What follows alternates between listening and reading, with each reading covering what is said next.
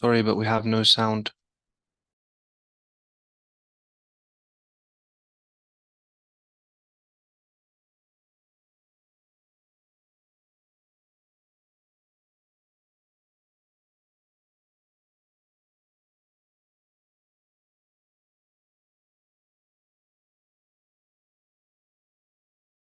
The clarification of what is obligatory to proceed and advance upon, it is necessary to cultivate the new generation upon this authentic knowledge.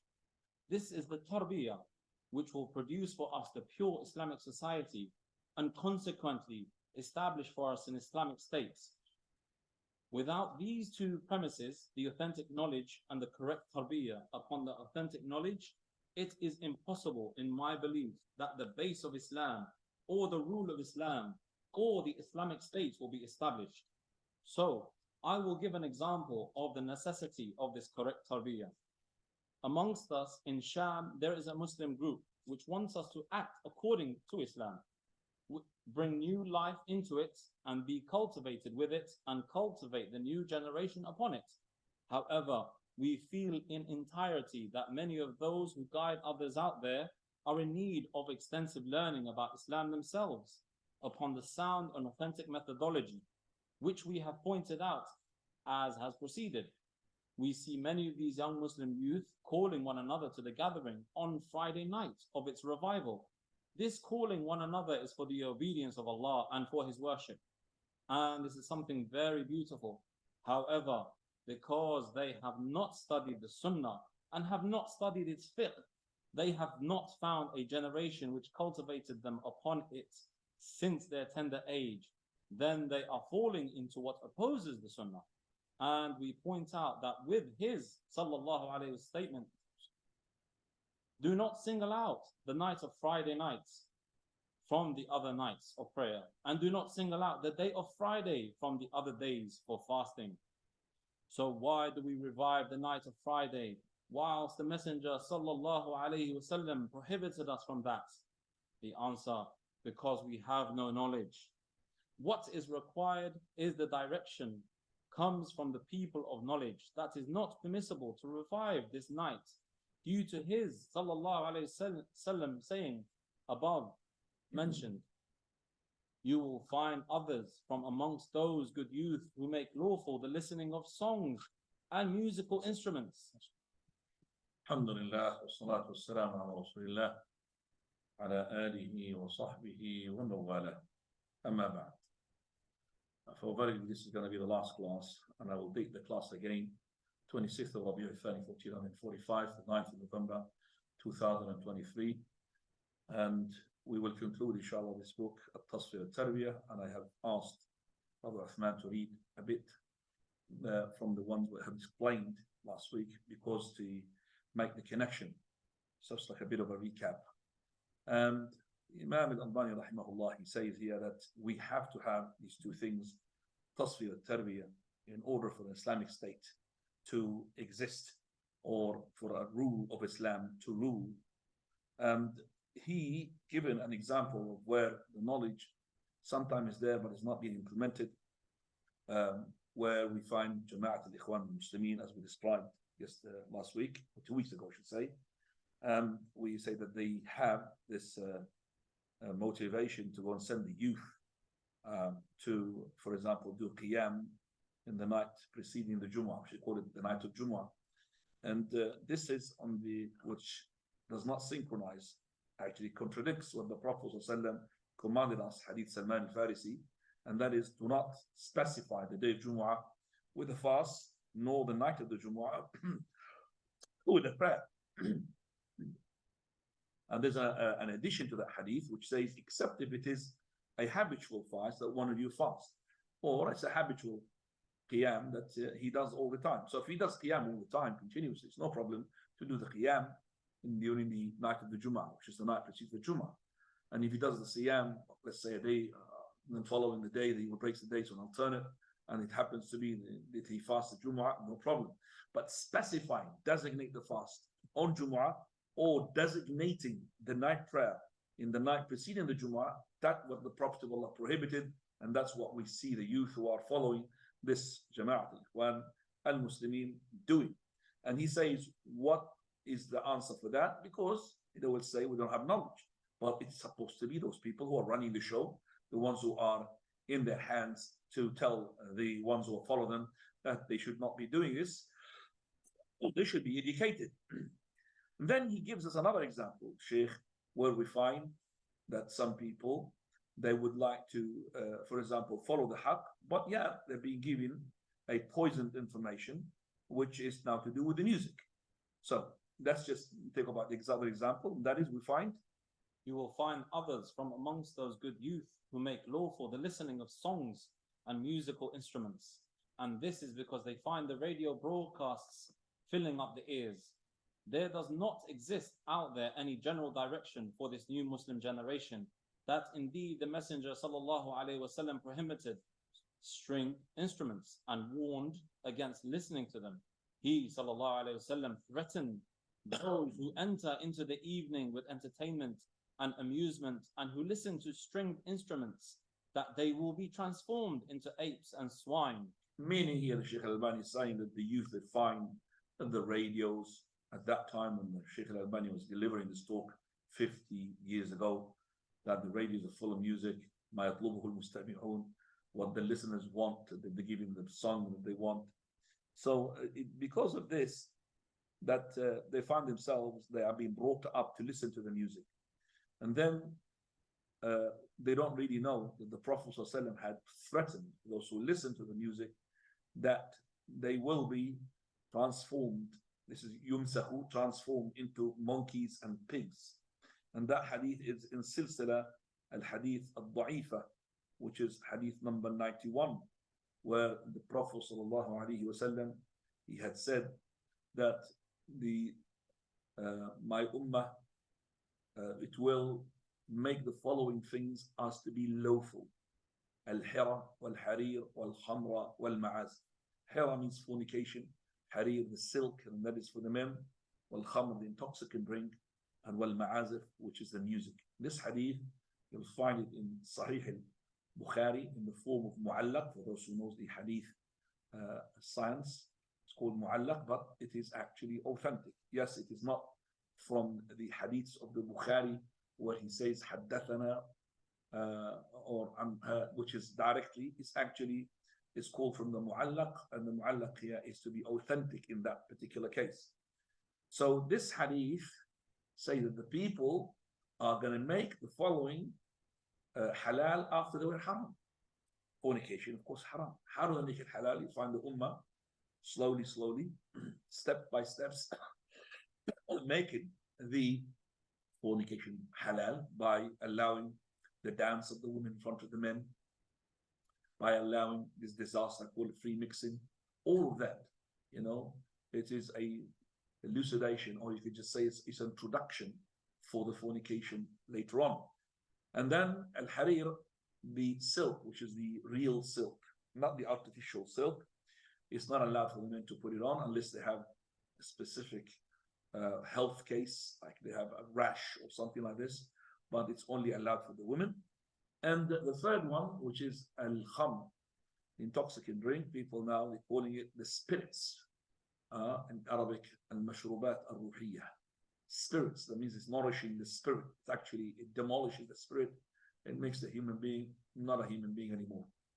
And the last one, al-ma'azif, which is the music. And that what the Sheikh Al-Albani had narrated in Silsila Sahiha, and that is 91. And there's a continuation for that hadith. Inshallah, we will narrate it later on. So here he says, the Sheikh Al-Albani, that this new youth are now not being brought up on what is permissible and what is not permissible. This new generation has not been cultivated upon the knowledge of what is allowed and what is not allowed, because it finds many statements out there. So, for example, this generation finds Ibn al-Hazm, the Imam who Ibn Hazm, not Ibn al-Hazm. There's no not al-Hazm. Ibn Hazm. Ibn Hazm. What is al from al? Is an al there? No. Okay, don't have it. Right, Ibn Hazm. Ibn Hazm, rahimahullah, is a scholar. His name is Ali ibn Ahmad ibn Sa'id ibn Hazm. He's a scholar who is in a 5th century. He died in the 1456. He was Zahiri. What is Zahiri? Say this Zahiri is superficial. No. Zahiri means that he is from those who denies the qiyas, deducing qiyas, meaning that if there is a particular matter, we don't have a proof for it, we look at another matter which is similar to it, and then we derive the rule, we deduce the rule to suit this matter. But Ibn Hazm does not believe in qiyas. So, for example, I'll give you an example. What is it? That Prophet ﷺ, he prohibited to urinate in the still water, the water which is like a pond or a swimming pool. So he forbade to urinate in the still water, the water which is limited. It's not like a sea or a river. So Ibn Hazm, he only restricts the direct urination into it. So if he urinates into it, let's say a tin or a bottle, and he puts that bottle inside that still water, there's no problem. And that is, of course, wrong. Do you understand what we say? So if you don't directly urinate there, there's no problem. And that is incorrect. So Ibn Hazm, rahimahullah, also he is Jahmi in his sifat. He does not differentiate between Al-Alim, Wal-Basir, Wal-Halim. He is Jahmi in his sifat, but he's got a book called Al-Muhalla. And Al-Muhalla is a book which is in fiqh. It's a great book to such an extent that the Sultan al-Ulama, Sultan means the Sultan of the scholars. He was given that name and title for a reason. Izzuddin Abd al-Salam, he said, and that is narrated in Sirah A'lam al-Nubala, al-Imam al-Zahabi, ما رأيت في كتب الإسلام, I did not see in the books of Islam in knowledge like the Muhalla. I didn't see anything like the Muhalla, which is to Ibn Hazm. وَالْمُغْنِي لِبْنِ قُدَامَةَ. So he had praised these two books, Al-Mughni and Ibn Hazm. And Al-Dhahabi, rahimahullah, he said, Sadaqa, he had been truthful, wallah, وَثَالِثُهُمَا. And the third book, also he adds here, Al-Dhahabi, the author of As-Siyar, he says, As-Sunan Al-Kubra Al-Bayhaqi, and the fourth one, At-Tamheed Ibn Abd al-Barr. He who does read those four books, he will be from the clever mufti, clever muftis. And if he deeply reads in them, he will be the true scholar. So this is the Ibn Hazm. As for his letter, she says here, Ibn Hazm says, so for example, this generation finds Ibn Hazm, the Imam who has the treatise on the permissibility of musical instruments. Before long, this treatise is published and propagated amongst the people and corresponds to their desire. Maybe some of those who guide others and some of those who claim to reform will say, as long as there exists... No, but can I just, you didn't read the letter, can you just read again? Read again, when we find Ibn Hazm. Again, please. Can you find it in the book? This generation finds Ibn Hazm, the Imam who has a treatise on the permissibility of musical instruments. Oh, right. So this is a letter in the print. It's called Ibahat al-Malahi, meaning like this is to make it lawful to listen to the music. Our Sheikh al-Albani, he had, it's called al-Malahi, this letter. Sheikh al-Albani had made a treatise and a book to refute that one. And there is before as well, Dhamm al-Malahi. And there is also Tahrim Alat al-Tarb. Sheikh al-Albani made a booklet which is made it prohibited to use the tools for music, to refute that treatise of Ibn Hazm, which is based upon the main thing of that treatise is actually to make the hadith which are quoted in Sahih Bukhari, لَتَسْتَحِلَّنَّ طَائِفَةٌ مِّنْ أُمَّتِي, which my ummah is going to be, group of my ummah going to make halal the following. That hadith, you want to put it down, break its legs, and it's not authentic. To say that it's not authentic, but Shaykh al-Albani, he uses the other scholars, and he himself is a scholar of hadith, to say that that hadith is 100% hadith which is sahih. Now, further. Before long, this treatise is published and propagated amongst the people and corresponds to their desires. Maybe some of those who guide others and some of those who claim to reform will say, as long as there exists this Imam who has the likes of this opinion, then we will follow him or blind follow him in our listening to music. especially as this has become a general necessity. But you see, general necessity, or I would say a general disaster, not necessity, a general disaster. Because he doesn't say after that, where is the sunnah? But where is the sunnah then? So it's not general necessity. أصبحت بلوى عامة means not general crisis, a disaster. That is the youth here, they're finding things that would go along with their whims and desire. They like the music, listen to the music. So put all these scholars who say it's music haram in the wall, smash them in the wall, and bring this person who's Imam Ibn Hazm, because he supports what goes along with what they like, and that is the permissibility of music. And they will say, well, there's an Imam there. He says music halal. Okay. And I'm pretty sure when the Imam Ibn Hazm, rahimahullah, he refused the argumentation of Abu Hanifa making the intoxicant drink, which is made from other than grapes, which as long as does not make you drunk, if you remember, we talked about that. He makes it haram. They will not follow him if they like to drink beer. They will follow Abu Hanifa. So they will jump from one fatwa to another. And that is always the people who are the people of whims and desire. So he says, Shaykh Al-Albani, indeed, the sunnah has become completely forgotten. When the Messenger sallallahu alayhi wa sallam... Can I just ask you, because I repeat that sentence, which is, where is the sunnah in? They dismantled it. It doesn't work. Where is the sunnah? But where is the sunnah then? Yes. Indeed, the sunnah has become completely forgotten. Yeah, so when you said the sunnah, it's linked to the sentence before. So you repeat it again. Jazakallah. Further. When the Messenger sallallahu alayhi wa sallam appointed a cure for the lifting of the prevailing humiliation from us, then indeed it is nothing more than the return to the religion. Therefore, it is obligatory upon us to understand the religion through the people of knowledge with a correct understanding, corresponding to the Quran and the Sunnah, and that we cultivate the righteous good generation upon that. This is the way to cure the problem which every Muslim complains about. Indeed, the statement of one of the reformers in the present age pleases me. In reality, it is as if it is a summary of what I have said or explained above. In my opinion, it is as if it is an inspiration from the sky. He says, establish the Islamic State in your hearts, and it will be established for you upon the earth. Upon your land. So this is the saying of Al-Hudaybi, and he's from the Ikhwan. He did not mention his name because Al-Hudaybi himself did not implement the statement which he had said. Hudaybi from the Ikhwan, Murshid, he was the leader of the Ikhwan in the 1950s after the assassination of Al-Banna, the founder of this Jama'ah. So Al-Hudaybi said that word, and Shaykh Al-Albani said, I am astounded, I love this statement, and I think that's like to be inspired from the heavens, like a revelation. أقيموا دولة الإسلام في قلوبكم تقم لكم على أرضكم. And I do emphasize what the Shaykh Al-Albani said. I've heard it so many times from him, almost every gathering that we talk, that the Shaykh Al-Albani brings that statement, and he brought it even on top of the house of my uncle when he came to our city. أقيموا دولة الإسلام في قلوبكم. Establish the Islamic State in your heart. It will be established on your land. So this an argumentative person from the Hizb al-Tahrir, he was arguing with the Shaykh regarding the statement.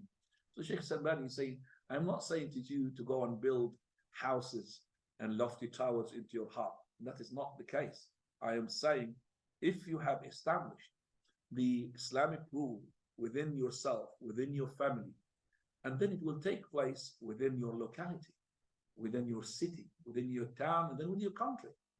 But if you don't establish Islam into your household, which you are in control of, you have no right to moan that there is no Islamic rules in the land or that country that you are in, because you did not implement the rules of Islam in your own house, and you don't have there, for example, the West on top of you don't use Islamic rule, like the ruler who rules the whole country, maybe he's under pressure. You are not under pressure. The pressure that you've got is your whims and desire. The pressure that you got is a shaitan. So, go ahead. Without doubt, we have to rectify ourselves on the foundation of our Islam and our religion up until the Islamic State is established upon the earth of ours. And this we have, as we have mentioned, cannot happen with ignorance. Rather, it only happens with knowledge.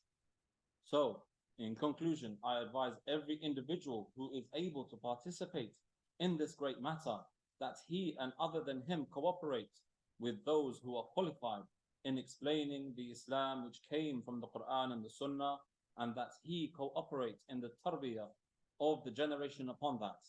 This is a reminder, and the reminder benefits the believers. May the peace and mercy and blessings of Allah be upon you.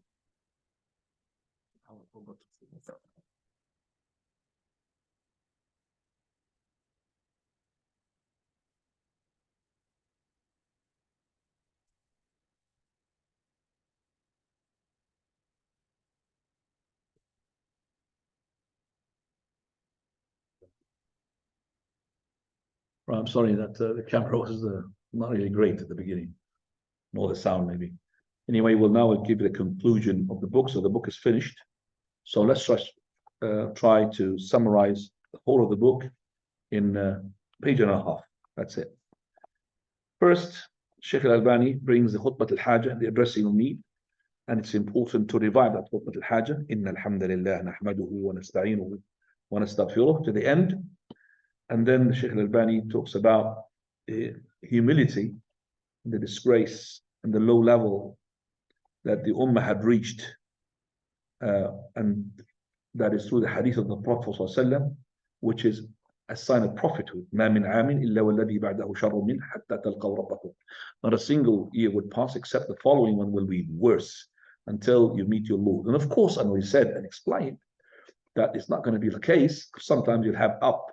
Umar ibn Aziz came after the disaster of Al-Hajjaj, and later on you're going to have the Mahdi coming after the disaster of the split amongst the Ummah, and then you're going to come Isa alayhi salam after the disaster of Dajjal, and then we're going to come after the Dajjal and Isa alayhi salam, there will be Yajuj and Majuj, and after that there will be people who will be good, so on and so forth. But in general, that the year passes, it will be better than the year had before. So the year in the one which is coming, it will be better than the year had passed in general. Also, the Shaykh Al-Albani, he says that it is a must upon the Ummah to go back to the Kitab book and the Sunnah of the Prophet ﷺ in order to know the disease and to know how to cure that disease. Then the Shaykh Al-Albani brings a hadith which is called إِذَا تَبَايَعْتُمْ بِالْعِينَةِ. If you trade into Ina and hold on to the tail of the cows, hold on to the tail of the cows and satisfy yourself with agriculture and abandon jihad, Allah will impose upon you a humiliation which will not be lifted until you go back to your religion. And that hadith is the core of the whole treatise, the whole lecture, Al-Tasfiyah Al-Tarbiyah. That hadith itself, Shaykh Al-Albani started rotating around it and explaining it. And Shaykh Al-Albani, says that this is from the mouth of the Prophet of Allah, whom he himself, the Prophet, he said, I have been given the best of words. I'm the most eloquent speaker. So the Prophet of Allah, when he brings a hadith which is counted in words, it means a lot. Jazakallahu khairan. Nawwar Allah darbak. I mean, the brother did not put this light until you came. I don't know why. Barakallah fik. Nurak, mashallah, tabarakallah. Should be having this light. Yalla, ma'alish. They're going to say to me, my light is going to be enough. That's not the case. But we find that the hadith, few in words, but utitu jawami al-kalim. And that is only for our Prophet Muhammad. Not any other prophet has got the same. Just the Prophet sallallahu alaihi wasallam, where he said, khussistu, or that is, I have been given 6, no other prophet has been given. One of them, jawami al-kalim. Prophet of Allah, he's been revealed to him things that is happening. It's like he is living amongst us and he knows. Then he mentioned in the hadith 2 types of disease. And that is, the first type is that to try to manipulate so that the haram of Allah to make it halal. So to manipulate, to twist the rules, the hands, to make the haram halal. And also to the second disease, and that is the dunya. So you don't think about the akhirah. So you've got 2 diseases here. One, to manipulate, and this is what happened to the Jews when they started manipulating the rules of Islam. Muslims did the same to make haram halal. We'll give examples for that. How nikah al-shigar, nikah al-tahleel, and we'll give a number of examples. Second one is that we strive harder with sincerity for dunya, not for akhirah. Then the Shaykh Al-Albani talked about the danger of this عينة, which is mentioned in the hadith, in which the riba was made lawful, and how he compared it to the people, the Jews, what they've done to manipulate the rules of Allah to make halal haram. So also this عينة will bring split between the Muslim. There will nobody to trust anybody. And also he talked about the scholars' mistake in making this عينة to be halal. Okay, and then Shaykh Al-Albani told us about the agriculture in this hadith. The hadith, it is saying that when you occupy yourself for agriculture so much that you will leave the deen, but at the same time, there is good in planting the land. So don't let the good thing planting the land to preoccupy to be overwhelming. So it will take more space than what you're supposed to do regarding your deen. Then he talked about the jihad in all its types. And he talked about the jihad al-asghar wal jihad al-akbar according to the Sufis, because the Sufis, they say, we have came back from the jihad al-asghar to jihad al-akbar. Jihad al-asghar, they were fighting the sake of Allah. Let's call it jihad minor. To the big jihad, which is the one shaking off the heads. And that is not, which is the dhikr of Allah, and that is not correct. Then the Shaykh talked about how to cure this disease through the same hadith, and that is to go back to the deen. And that's how we lift the humiliation. So you go to the deen. Going to the deen, it will give the ummah triumph. But then he asked the following very important question. What type of deen we're going to go to? Because we have a difference amongst the Muslims. We have partisans. We do have as well school of thoughts. So which school of thought we're going to refer to? We have not just the fiqh, also the aqidah. We have Ash'ari, we have Maturidiyya, we have before that Jahmiyya, we have Murji'ah. So we have so many different flavors of Islam. So which deen that we're going to go to? So he says here that the split and this differing is actually refers to three factors. One, ignorance. Two, fanatically associating yourself to somebody, which we call it al-ta'assub, that you are fanatic, you are a person who is renting the whole of your mind just for one person. That's the one school of thought. Thirdly, whims and desire. Those are the three diseases. I repeat them again: ignorance and ta'assub, and that is blind following, and also the whims and desire. Then he says that no way you're going to go back to the deen unless you go back to the Quran and the Sunnah. And we have to filterize all the books of the exegetes, tafsir, or the Sunnah from whatever had lingered to them and which is not correct. There are tafsir, books of tafsir, there are stories which are not correct. They are from the Israelites. And also we have in the Sunnah books a hadith which is mawdu'a, which is forged, a lie against the Prophet sallallahu alaihi wasallam. So we have to filterize those books from whatever contradicts the Quran and the Sunnah. And then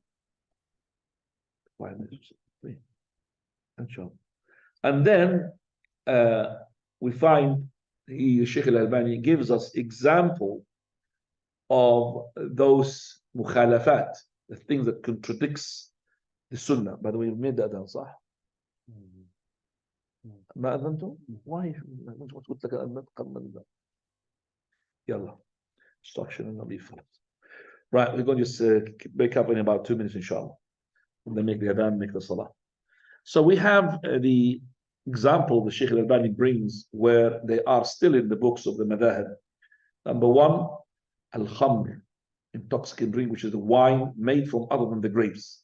The Hanafi madhab and the followers of Abu Hanifa, they say that the beer, which is made out of other than the grapes, like for example, the hops, the barley, the wheat, the dates, all of that is allowed as long as you don't get drunk. So you can drink 1 cup, 2 cups, as long as you don't get drunk. And that we say that is all of it to do with taqdees al-imam, making the imams as to be holy. How dare you to make the imam to make a mistake? Because of that, they don't really dare themselves to say imam made a mistake, Abu Hanifa made a mistake.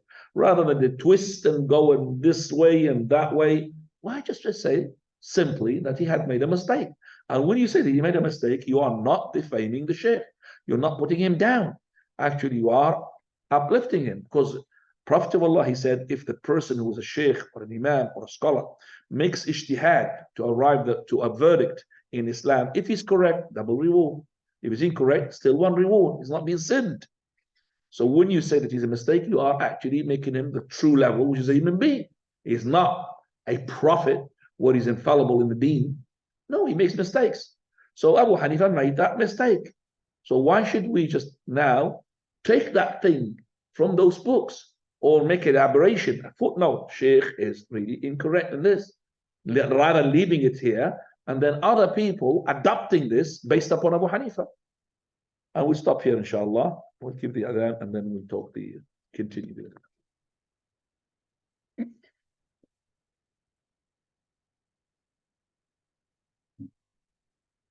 أذن يا شيخ، وش أذن مش بسرعة، ما تأخر الناس.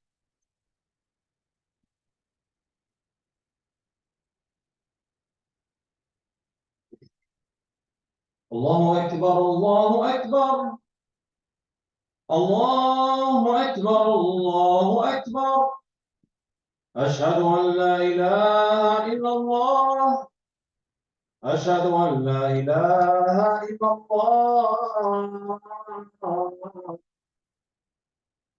أشهد أن محمدا رسول الله أشهد أن محمدا رسول الله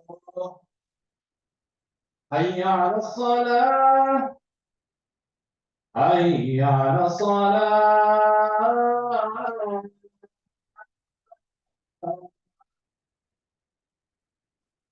حي على الفلاح حي على الفلاح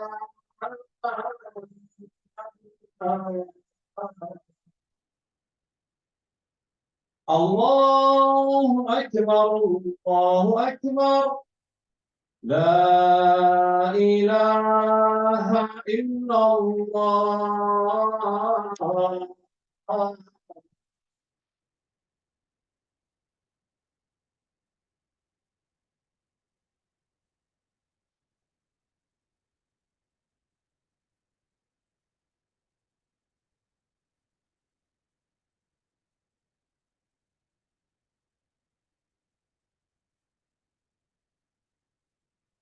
Just before you go. That's fine. All right. You do more time. You do more time. What do you do?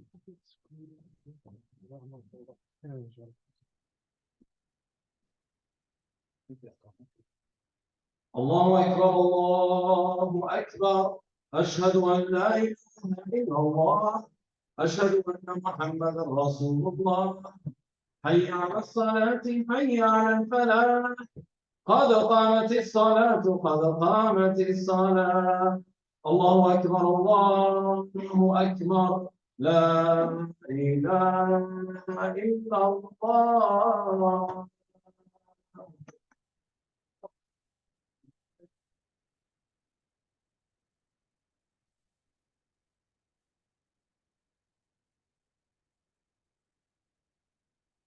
So feet by feet, shoulder by shoulder, leave no gaps. I'll be praying to work as I'm a traveler, so we'll finish inshallah, and when I finish, you get up and continue to work out. Still good.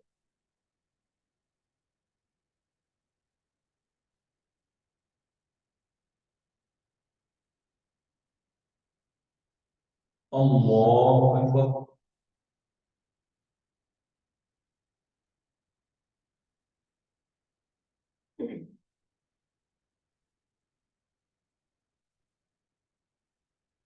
الحمد لله رب العالمين الرحمن الرحيم مالك يوم الدين إياك نعبد وإياك نستعين اهدنا الصراط المستقيم صراط الذين أنعمت عليهم غير المغضوب عليهم ولا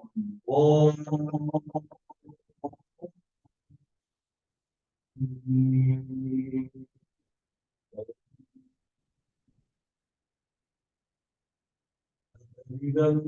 أشد الناس عداوة للذين آمنوا اليهود والذين أشركوا ولتجدن أقربهم مودة للذين آمنوا الذين قالوا إنا نصارى ذلك بأن منهم قسيسين ورهبانا وأنهم لا يستكبرون وإذا سمعوا ما الرسول فروا أعلمت إلى الذين ما عرفوا من الحق يقولون ربنا فاكتبنا مع الشهيدين وما نؤمن بالله وما الحق ونطمع أن يجتمع ربنا مع القوم الصالحين فأتاهم الله بما قالوا جنات تجري من تحتها الأنهار خالدين فيها وذلك جزاء والذين كفروا وكذبوا بآياتنا أولئك أصحاب الجحيم الله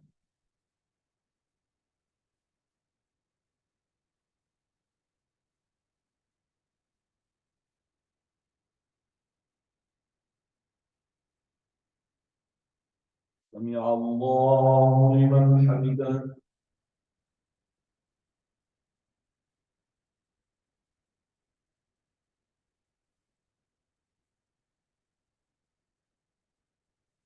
الله أكبر.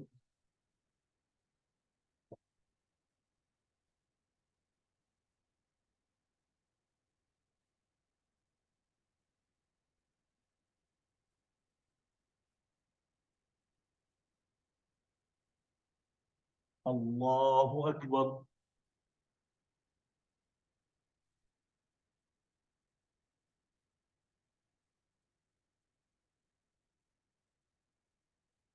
الله أكبر.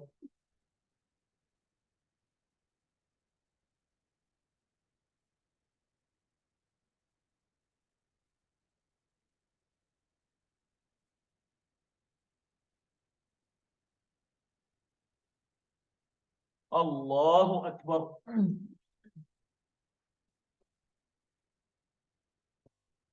الحمد لله رب العالمين الرحمن الرحيم مالك يوم الدين إياك نعبد وإياك نستعين اهدنا الصراط المستقيم صراط الذين أنعمت عليهم غير المغضوب عليهم ولا الضالين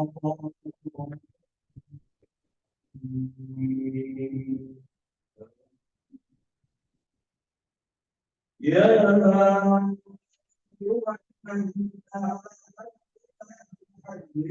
طيبات ما اتقوا الله لكم ولا تعتدوا إن الله لا يحب المعتدين وكلوا مما رزقكم الله طيبا واتقوا الله الذي أنتم به مؤمنون لا يؤاخذكم الله باللغو في أيمانكم ولكن يؤاخذكم بما عقدتم الأيمان فكفارته إطعام 10 مساكين من أوسط ما تطعمون أهليكم أو كسوتهم أو تحرير رقبة فمن لم يجد فصيام 3 أيام ذلك كفارة أيمانكم إذا حلفتم واحفظوا أيمانكم كذلك يبين الله لكم آياته لعلكم تشكرون يا أيها الذين والميسر والأنصار والأزلام من عمل الشيطان فاجتنبوه لعلكم تفلحون إنما يريد الشيطان أن يوقع بينكم العداوة والبغضاء في الخمر والميسر ويصدكم عن ذكر الله وعن الصلاة فهل أنتم منتهون الله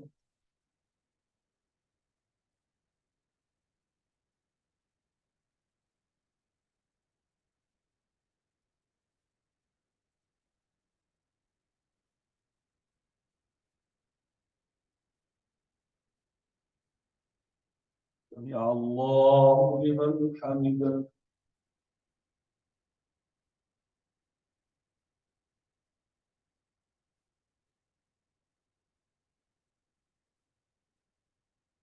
الله أكبر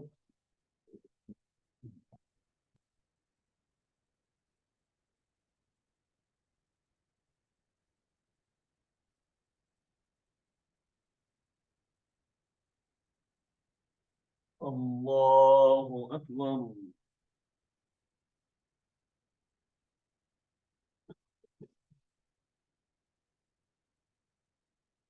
الله أكبر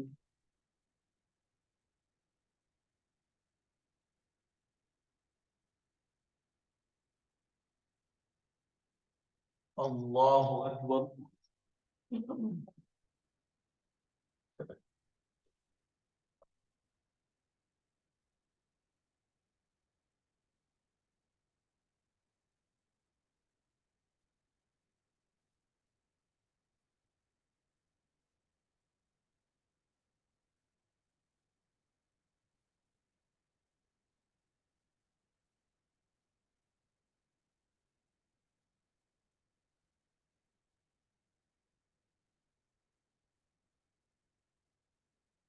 السلام عليكم ورحمة الله. أتموا صلاتكم فإني على سفر. تكفيني بخير إن شاء الله.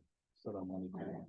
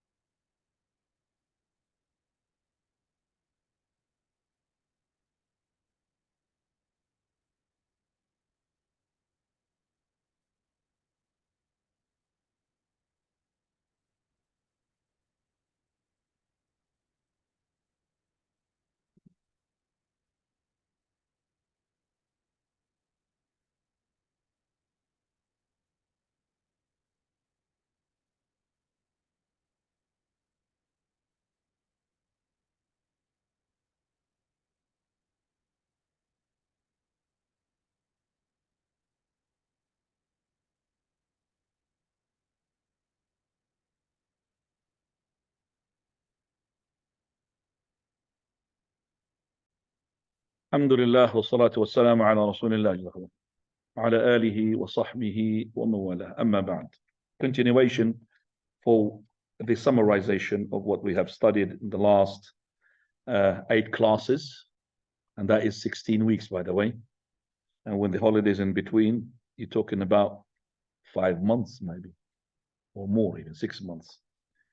So we are in the summary of this book. We said that the Shaykh Al-Albani was bringing the Tasfiyah, Al-Tarbiyah, filterization and cultivation as the solution for bringing the Islamic State back and the Muslim rule to rule. And he says that we need to focus upon what the Prophet ﷺ had told us, that is the disease and how to cure it. And then he said that we do have now at the moment, the cure is to go back to religion. What religion we're going to go to? What type of religion? Because we have too many flavors of the religions these days, too many partisans. Then the Sheikh brings us here to what lies in the books which contradicts the Quran and the Sunnah. One of them, as I said, what the Hanafi madhab, the school of thought, they say that the intoxicant drink made, which is the beer, of other than the grapes, only the grapes is haram for them, is to be halal as long as you don't get drunk. So if you drink normal beer, as long as you don't get drunk, it's halal. Now that is in the books. Some of the people who are attributing themselves to the Hanafi, they don't know about this, because nobody would accept it, even if he's a Hanafi. Nobody would accept it but there are some people who are looking like a Muslim, but inside they are not, or they are seculist. They would use such a treatise and such information in the Hanafi madhab in order to support their argument. And we have brought you the example of Majallat al-Arabi, the Arabic magazine Shaykh Al-Albani had focused upon, where we find a person, he had said, Hukmullahi fil khamr, the rule of Allah regarding the intoxicant, in which he had arrived to the same conclusion of Madhab Imam Abu Hanifa, so that in order to satisfy the eager, the need of the youth, they want to drink beer, so it's halal as long as they don't get drunk, according to Abu Hanifa rahimahullah. Then also he brought the other example, which is making nikah, that is marriage without the wali.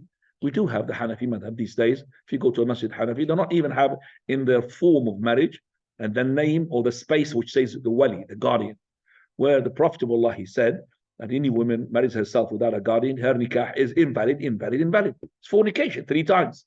But we find still, as I said, these books contain such a thing, and that needs to be cleaned, it has to be cleared. We can't just still getting women married without a mahram, without a wali. And when the Prophet of Allah, he says, batil, batil, batil. Also, the Shaykh Al-Albani talked about that the youth are very keen and very enthusiastic, and they've got the zealous to implement the rule of Allah, and they always talk about that we should really rule by the laws of Allah. Okay, but the same thing he said to them, just like you are keen to make the rules of Allah to be implemented in the estate and on the land, make sure as well the correct deen is to be implemented in the land. So just like you are, mashallah, having the zealous of this, have the zealous as well. How can you let some books like this to say intoxicant drink is to be halal as long as it is not from the grapes? Then the Shaykh Al-Albani, he said that very important to teach al-fiqh al-muqaran. Fiqh al-muqaran or al-muqarin is the fiqh that would lay down the school of thought, sayings, and then it will expose it to the hadith. If it is not synchronized with the hadith, we'll throw that school of thought or that opinion of that school of thought, because we can't just say until today intoxicant drink, as long as it's not from the grape, it's halal, as long as it doesn't get you drunk. Can't just say that. So it had to be eliminated from those books. So Fiqh al-Muqaran teaches the person how to look into the opinions of those school of thoughts and present them in front of the proof. Once the proof synchronizes, we'll take it, otherwise we'll bin it. And also the Shaykh Al-Albani said, we want to have an Islamic state, but which madhab is going to follow? It's another issue. Like he gives an example that one of those who are enthusiastic to implement the rules of Allah, he is made a fatwa in which he had written, if a Muslim had killed a dhimmi, which is a non-Muslim, then his penalty is death, where it is opposing the hadith of the Prophet ﷺ, which says, La yuqtalu muslimun bikafir. The penalty for a Muslim who kills a disbeliever is not a death. It could be blood money, it could be imprisonment, whatever it is, but it shouldn't be death. But this person, he wants to make the rule of himself based upon a hadith which is not authentic. And also that is because this person, he's been brought up on a specific school of thought and he does not want to leave it. Then the Shaykh Al-Albani gives the last word, which we have talked about it just now, and that is the importance of a Tasfiyah Tarbiyah, and that is to filterize our religion from all of those that had crept into it, which is not from the deen, and also to bring up this generation, cultivate them onto the filterized religion. Otherwise, there will be no state and no Islamic rule.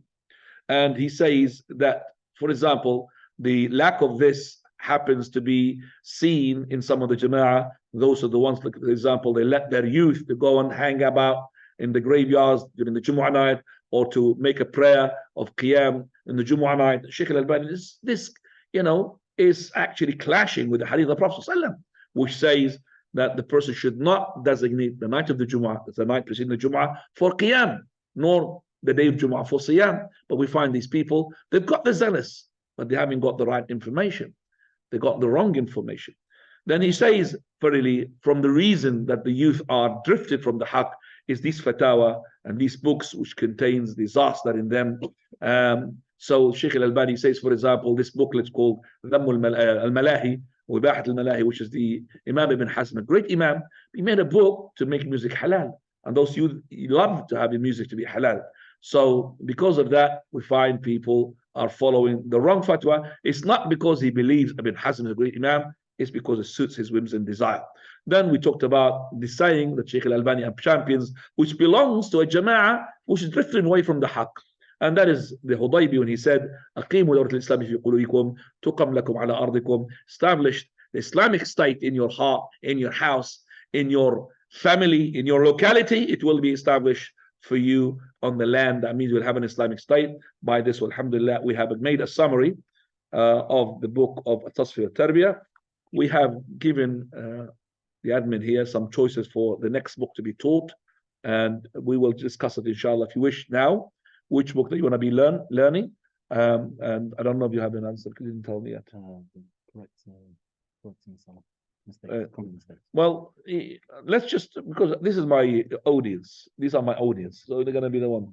I'm going to give you inshallah a choice of four choices to learn from, and you tell me which one, and I'll tell you a brief of each one. First one, the book of Sifat Salat al-Nabi, the description of the prayer of the Prophet ﷺ. كأنك تراها من التكبير إلى التسليم, just like you're seeing it from takbir to the taslim. That's what we're going to be teaching the book of Shaykh Al-Albani, in which it's got an introduction that synchronizes with his book Al-Tasfiyah Tarbiyah as well, which talks about blind following. That's the first book. And that is a book, I would say, it will take at least 15 to 20 classes. So it's double almost the book of the Tasfiyah Tarbiyah. The second, but it is very fascinating because it's linked to the prayer that you're doing. Second book, which is Ahkamul Janaz, again for Shaykh Al-Albani, and that is the rules of regarding the funeral. So we're going to talk about from the moment the person gets ill until it's to be buried in the graveyard. So all of those etiquettes as well, we'll be talking about it. That will take another maybe 10 to 15 classes. And that is not the whole book, Ahkam, Talkhis, the concise. And that we will talk about from the moment you get ill, you die, what's the etiquettes of what to do, shrouding, and then as well washing, praying, burying, cemetery, what is that looks like, the graves. The second book. Third book, and please listen because you're going to choose now. Third book, and that is Kitab al-Tawheed, Imam Ibn Abdul Wahhab, Muhammad Ibn Abdul Wahhab. The Kitab of Tawheed, monotheism, that will take us, depending upon which sharh explanation I'm going to take, but I will make it not more than, again, I would say 20 classes in maximum, 20 classes. And the last one, which is the book of Sheikh Mashhur, Hassan Salban, our Sheikh Hafidhahullah, which is called Al-Qawl Al-Mubin fi Akhta' Al-Musalli, the clear saying regarding the mistakes of the people who pray. It's a book, it's a big book, but we will do it as well, again, not more than 20 classes. And that talks about the mistakes that generally the people will do and the details of that mistakes and where is it coming from and what is the correct opinion regarding this. So those are the 4 books. Okay, 1, 2, 3, 4. I'll repeat them in name. First, salah. Second, funeral. Third, the tawheed. And the fourth, the mistakes in the salah. Okay? Right. Who wants to voting for the first one, the salah? Put your hands up. Go. 1, 2, 3, 4, 5, 6, 7, 8, 9, 10, 11. I think. No, nothing. Okay, 11. And you are? It's neutral. Number 2 is the book of Janaiz. Funeral, got 1. You only want to die. So I'll leave you to that. Third one is the book of Tawheed. Imam Abdul Wahab. 1, 2, 3. Only 3 to Wahid. 4 Tawheed. I can't put 2 hands. 4 Tawheed and the rest are Mushrikeen. La hawla wa la quwwata. Fourth book is the mistakes in the Salah. 1, 2, 3, 4. You put your hands twice. Cheating, guys. He doesn't mind any book. So yeah, well, the Salah, Sifat Salat al-Nabi sallallahu alaihi wasallam, that is the book has been chosen. 11 people. Okay, Sifat Salat al-Nabi sallallahu alaihi wasallam, and I will put the flavor of the mistakes in it, inshallah. So when there is something there, I will add to it what are the mistakes I mentioned in that book regarding that particular state or case. For example, Takbir al-Ihram. What are the mistakes that the people they do? I will, inshallah. That's a big job to do, but I'll try to do it. So 2 in 1. Yeah, 2 in 1 in 1, inshallah. Right, you have any questions? Father. In the book, And by the way, where's it gone down? It's a microphone, isn't it? It's the microphone quality. What is it? Yeah, it's gone down. No? Yeah, I think it's the microphone quality. Yeah, I think the macro because when you put that to the microphone, the other is better. The quality of this mic. No, you don't understand me. Just give me that microphone and put it here. Do you understand what I'm saying? Yeah. Yes. Because that is originally, this is the wire that goes to the khutbah. And I'll prove my point right away.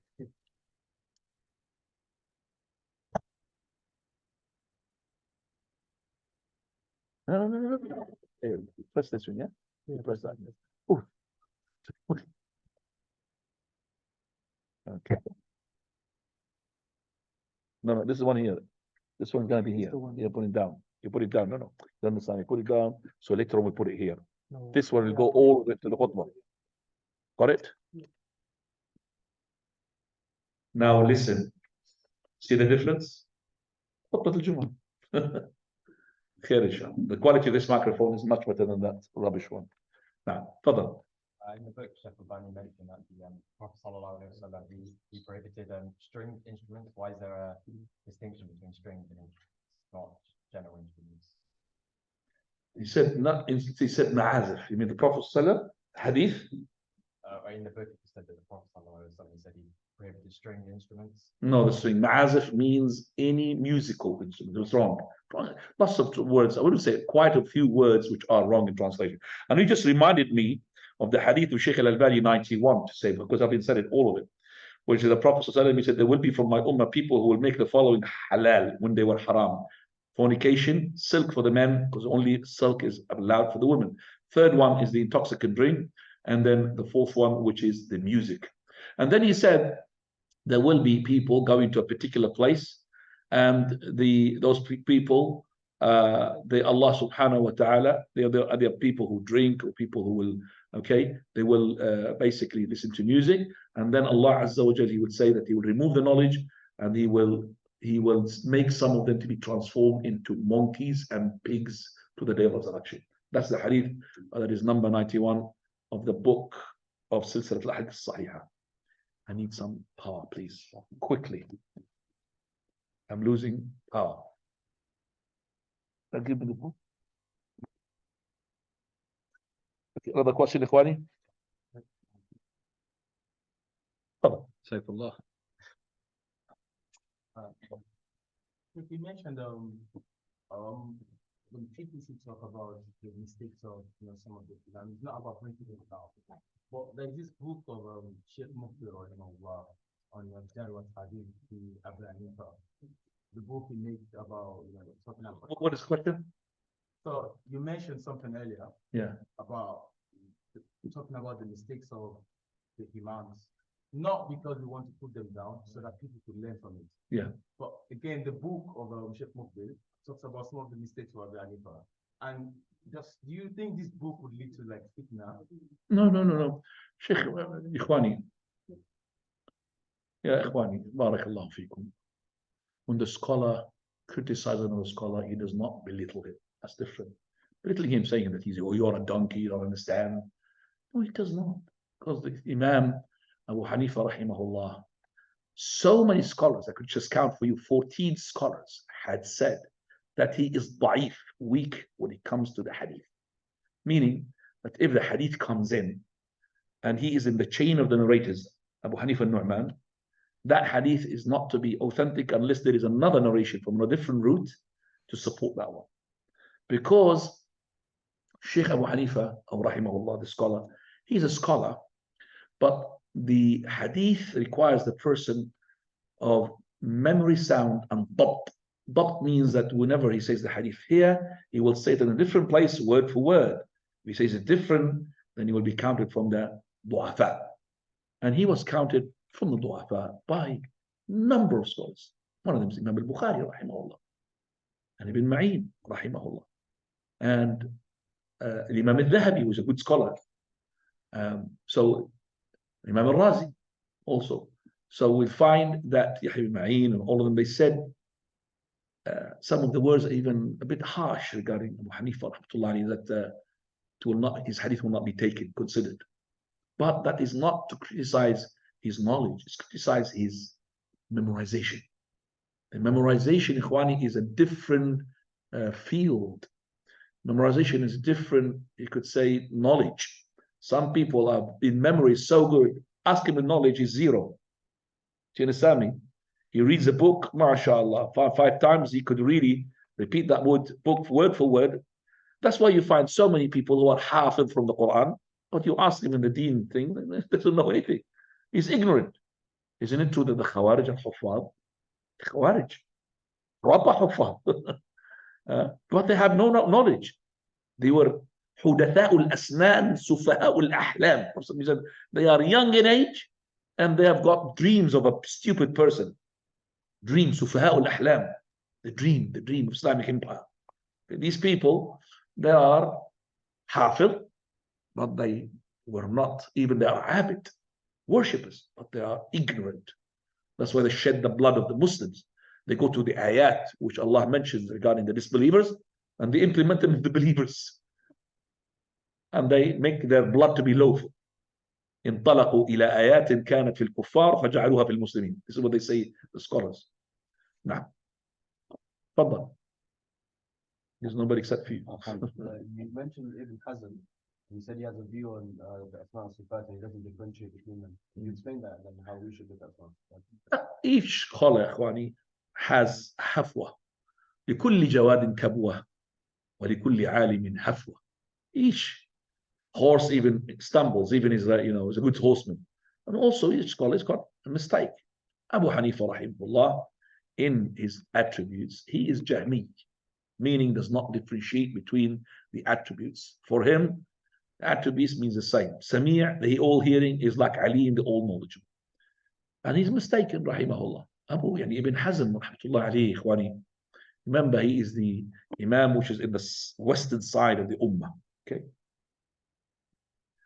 And according to him, there are things, because he did not practice them himself, he had made a wrong verdict. Do you know that he did not do Hajj or Umrah? Imam Ibn Hazm, rahimahullah. And that's why for him, Safa and Marwa, we know 7. He thinks 7 is 1, 2, that's 1. 1, 2, that means 14. So you're going to do Ibn Hazm, you're going to do 14 between Sa'i and Safa and Marwa. But because he was not there. He was not there. Now, Wallahu a'lam.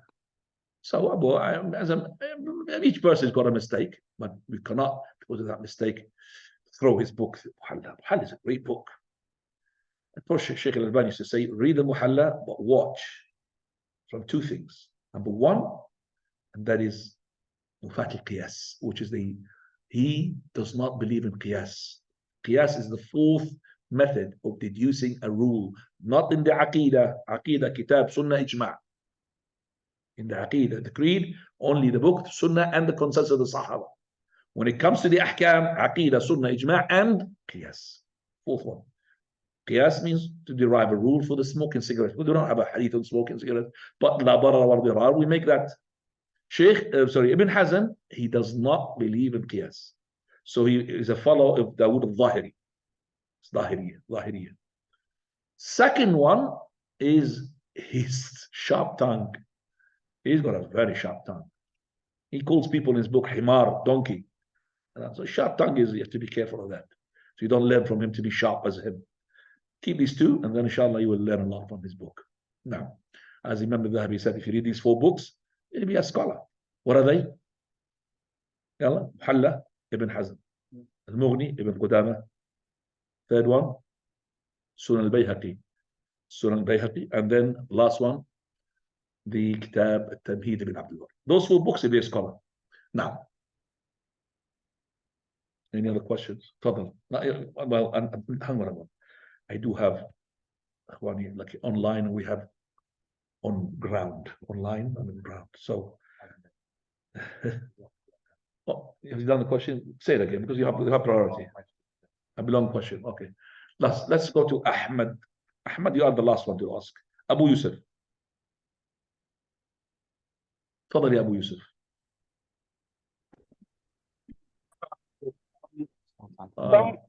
Hang on. Read again. Say the question again.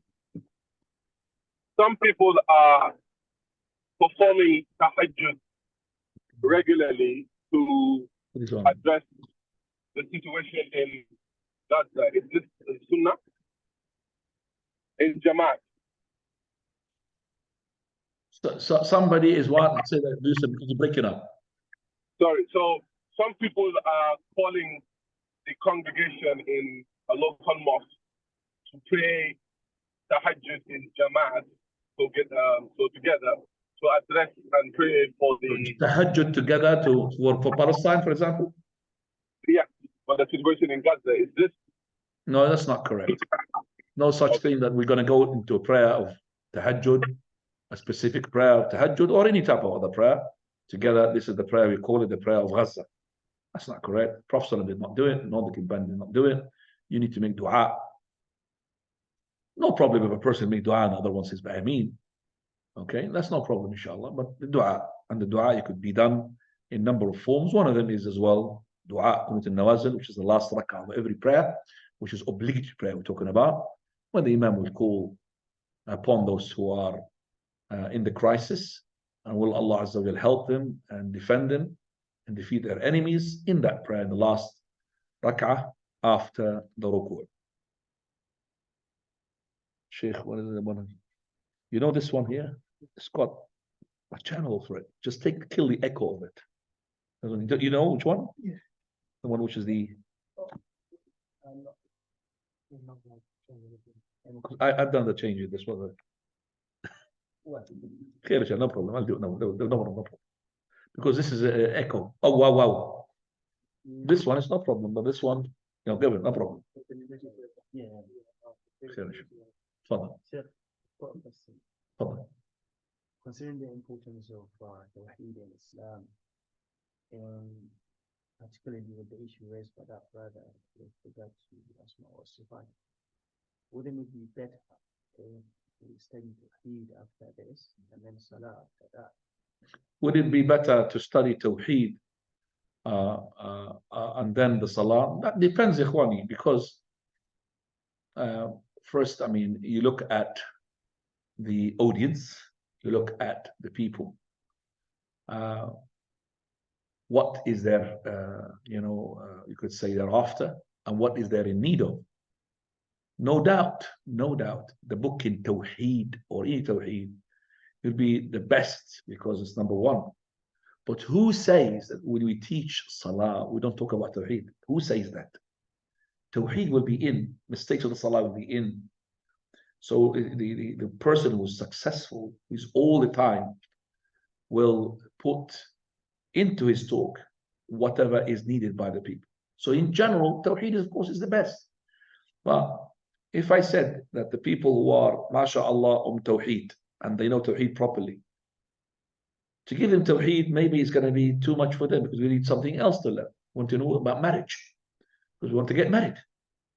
And when we talk about Tawheed, it's not linked to the Sifat, ya Akhwani. It's Tawheed. I'm going to be teaching Imam Hamd Wahab. He did not talk about Sifat whatsoever in his book. He's talked about one category, and that is Tawheed al-Uluhiyyah. Read Asma' Sifat, you need something else. You need Hamawiyya, Imam Ibn Taymiyyah. That's the best. Or al-Wasitiyyah. Al-Hamawiyya is the best in Sifat. But to do it, because the Sifat, it needs students of knowledge. If you start talking about Sifat, people will sleep. Yeah. So in Tawheed al-Uluhiyyah, so I know the Tawheed, we still will need it, but I'm sure that these people will not. Anybody put ta'awiz? You know what's ta'awiz? Chains. Do you put chains and all of that? Do you go to sorcerers, magicians? No. Do you worship trees and alhamdulillah? Do you put talisman, charms? That's the whole book of the Tawheed about all these things. But as I said, it's a great book. Some are going to do horoscopy and this. Do you do zodiac signs? Do you do zodiac signs? Do you do? No. I'm talking about you guys. I'm not talking about anybody else. Do you go and look at your zodiac sign? Zodiac sign. Hear about it. Yeah, but I'm just talking about you. You are the one who are in need. So I'll tell you what, we will put Tawheed into that. Don't worry, inshallah. Flavor of Tawheed, inshallah. Some baharat, spices. جزاك حبيبي. طيب تفضل يا مسعود. Sheikh, what is your advice regarding some of the people they openly and publicly criticize Muslim ruler and scholars, especially what's happening in Palestine, either being silent or not doing enough? Okay, if I will tell you what, if this person's criticism of a ruler or of a scholar will bring Gaza back, I will be with him, inshallah. Okay? If the criticism of a scholar or of a ruler, it will bring Palestine and will stop the killing or will stop this massacre that's taking place, wallahi, I will do the same thing. But is it? So what is it?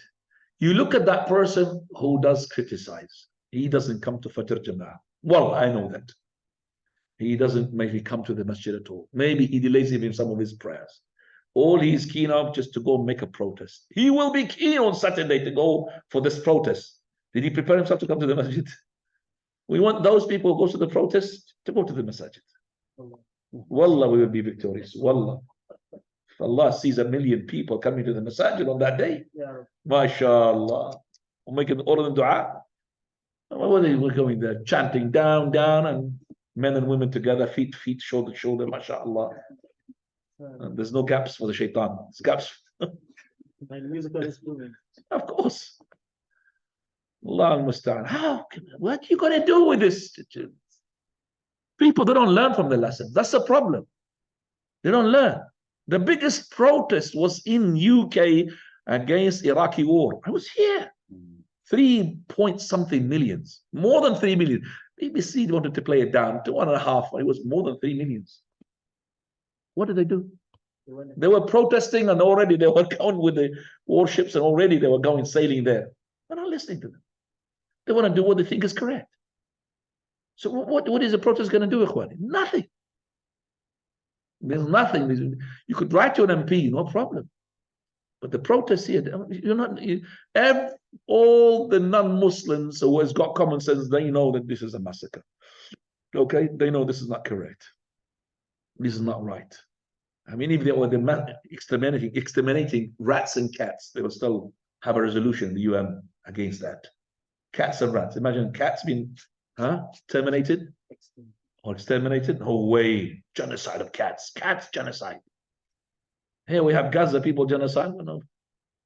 Allah al-Musta'an. So just make dua. These people should make dua, Ikhwani. So I will tell that person, fear Allah Azza wa Jal, instead of criticizing those people whom they're going to ask on the day of resurrection, stand before them. They're going to take from hasanat. Okay, the rules. I mean, the rulers. The best thing is to go to advise them. If you can't advise them, you tell them do your best. Okay, what do you want to do? Criticize the ruler like they've done for Egypt? It's not enough example for you. Yemen is not enough example for you. Syria is not enough example for you. Yemen is not example for you. Tunisia is not example for you. Where do you want to go? Where do you want to go? Any Muslim country had a revolution against their leader, did they get anything good? Disaster. Lost human being, the same and even worse. Libya. Gaddafi's gone. We've got now tens of Gaddafis. All of them, they want to be just on the chair, taking the petrol for themselves, for their pockets. Now from one place of Libya to another part of Libya, you need to have what passport? I'm a Libyan, yeah, but you see, East Libya, West Libya. What's this? Splitting the country. That's what the enemy wants. Split. Divide and rule. Remember that? Divide and rule. Divide and rule. It's well known. Yeah. So the people don't learn. It's all of it emotions. Why? Lack of knowledge. They don't listen to the scholars. They listen to the YouTubers. They love the YouTubers. Yeah, YouTubers. They love it. Yeah, I love the YouTubers. Just person, he's a young youth, runs the show. MashaAllah. He's the one who's making the jihad. Allah al-Musta'an. طيب. Ikhwani, I have to stop here. Subhanakallah bihamdika ashhadu an la ilaha illa anta astaghfiruka. And I apologize for the rest of the people because I need to go. Barakallah fiik. Jazakallah khair.